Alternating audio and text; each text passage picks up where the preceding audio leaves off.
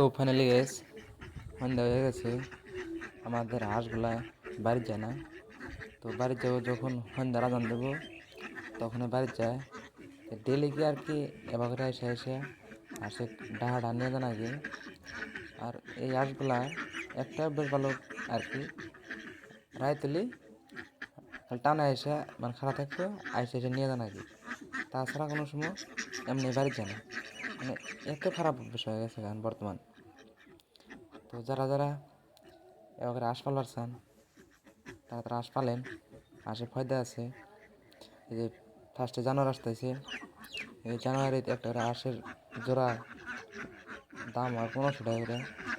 তো ওই হিসাবে ধরেন হাঁস পালেন, হাঁসের ফায়দা আছে ভালোই।